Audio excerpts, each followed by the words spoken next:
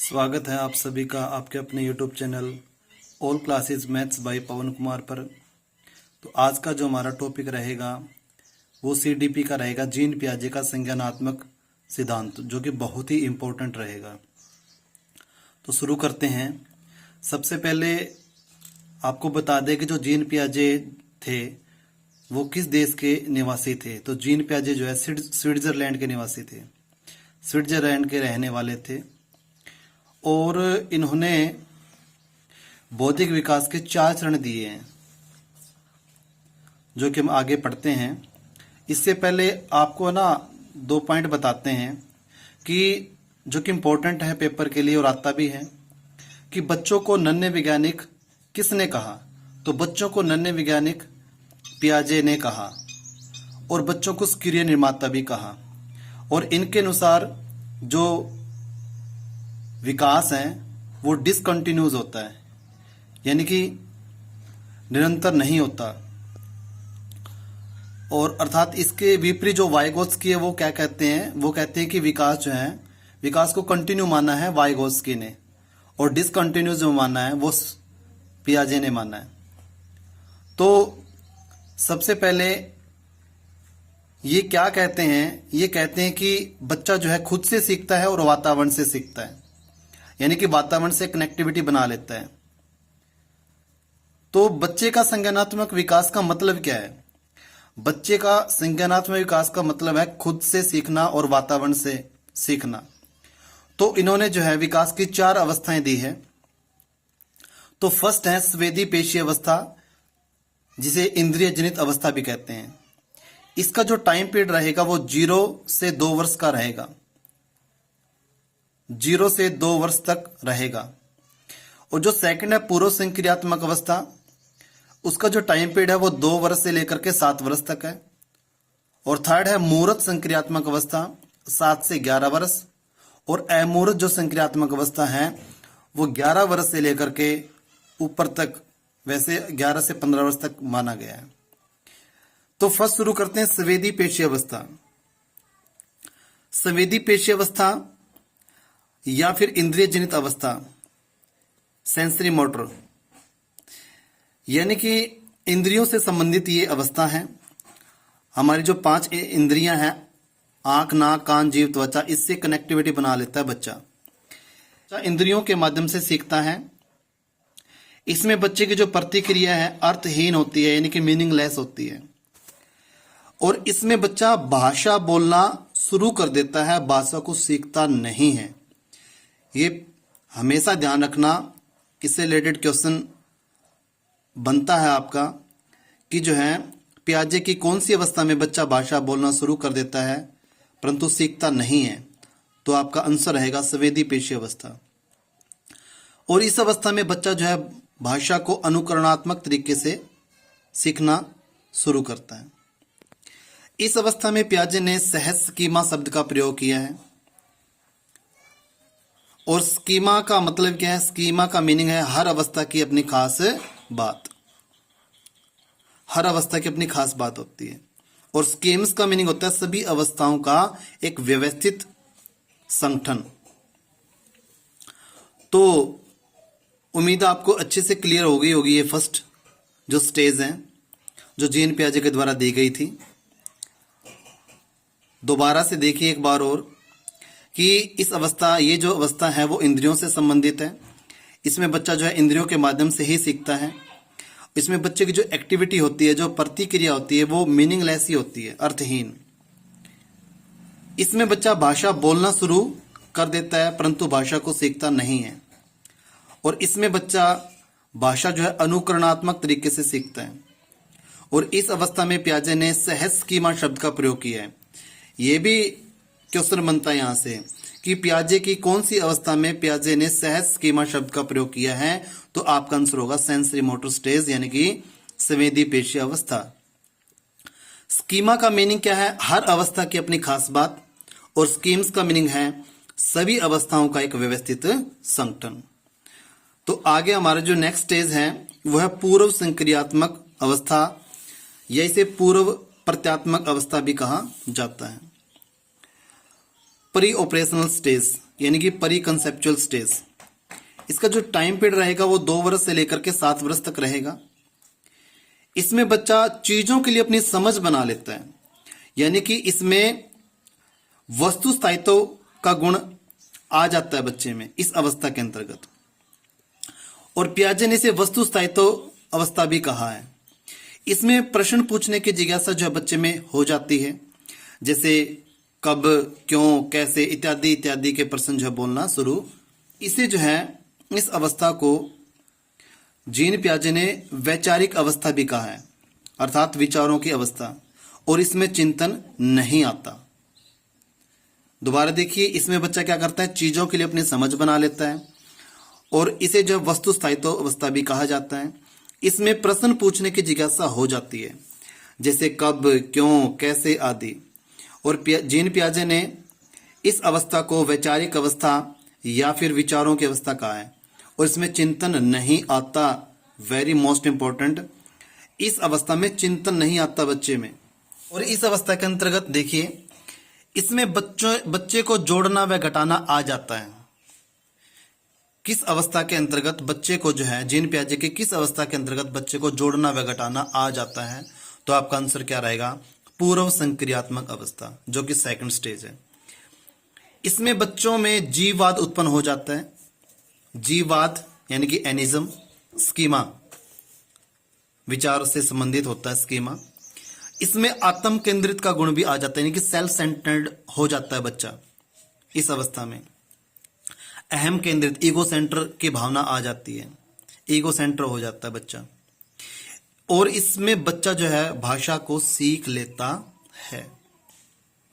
इस अवस्था में पूर्व प्रज्ञाकाल और अतः प्रज्ञाकाल होता है।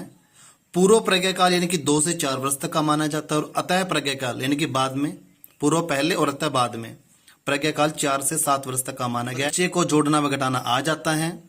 इसमें बच्चों में जीववाद उत्पन्न हो जाता है, यानी कि स्कीमा उत्पन्न हो जाता है।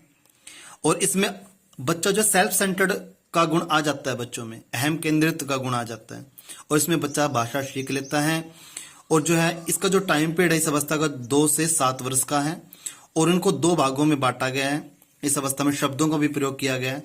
तो फर्स्ट है पूर्व प्रज्ञाकाल, जिसका समय है 2 से 4 वर्ष, और सेकंड है अतः प्रज्ञाकाल, जिसका समय है 4 से 7 वर्ष का। तो आगे देखिए, बहुत ही मोस्ट इंपॉर्टेंट स्टेज रहेगी जीन पियाजे के द्वारा जो दी गई है, मूर्त संक्रियात्मक अवस्था।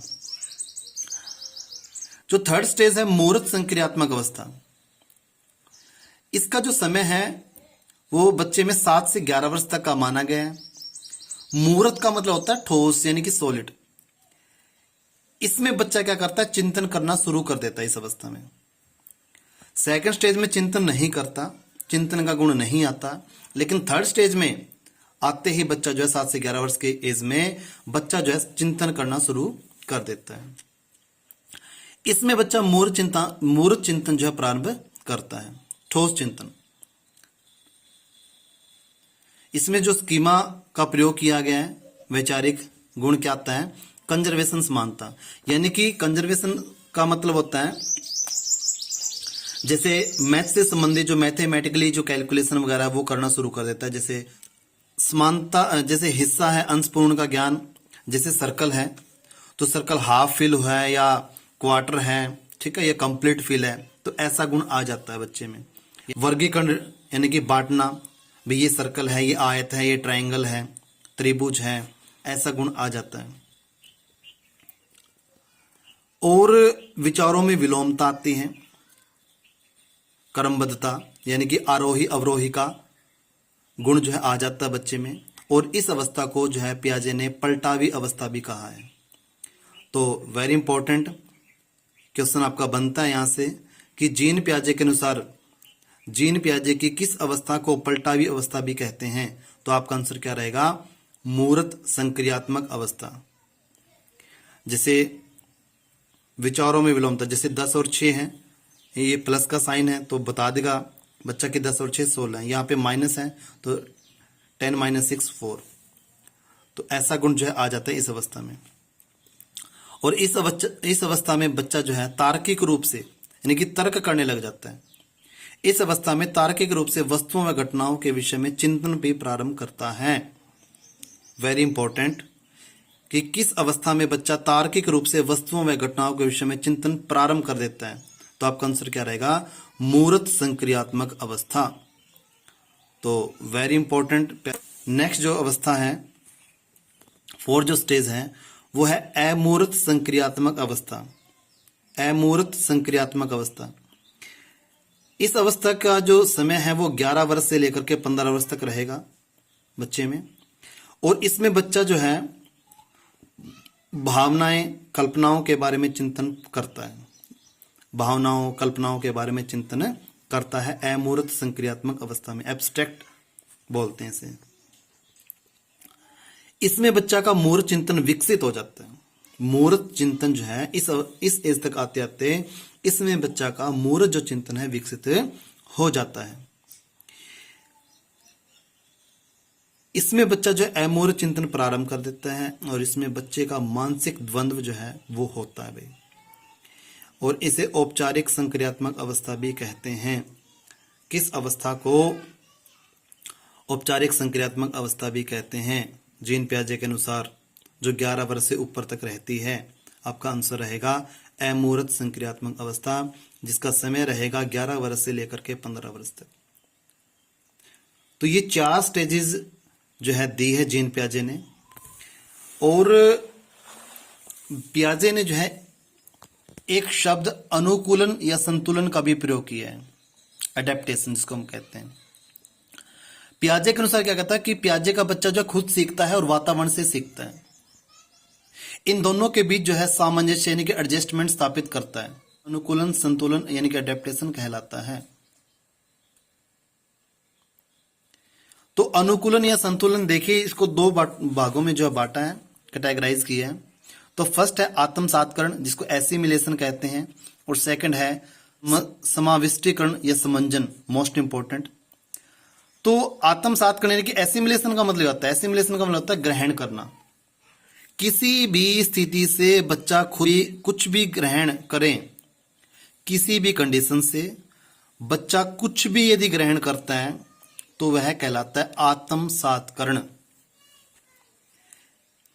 किसी भी स्थिति से बच्चा कुछ भी ग्रहण करता है तो वो कहलाता है आत्मसातकरण।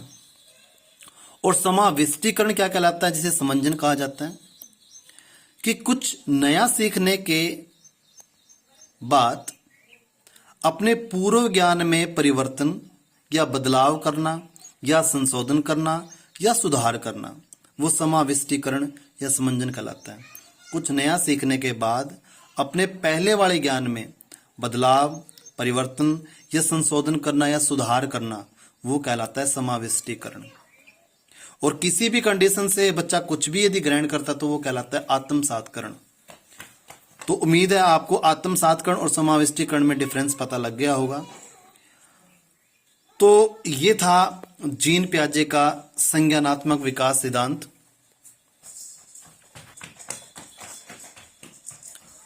तो उम्मीद है आपको अच्छे से क्लियर हो गया होगा। तो इसके बाद जो 2 टॉपिक है, एक तो डिसलेक्सिया, ये पढ़ने संबंधी विकार होता है, और डिसकैलकुलिया, कैलकुलिया यानी कि कैलकुलेशन, तो गणितीय संबंधी विकार होता है। तो प्यारे विद्यार्थियों, ये था जीन पियाजे का संज्ञानात्मक विकास सिद्धांत। तो आपको उम्मीद है अच्छे से समझ में आया होगा। फिर भी कोई प्रॉब्लम लगती तो आपने कमेंट करना है, और ये वीडियो आपको कैसी लगी आपने कमेंट करके ज़रूर बताना है। और आप भविष्य निर्माता हो तो आप जो है कमेंट जरूर करना।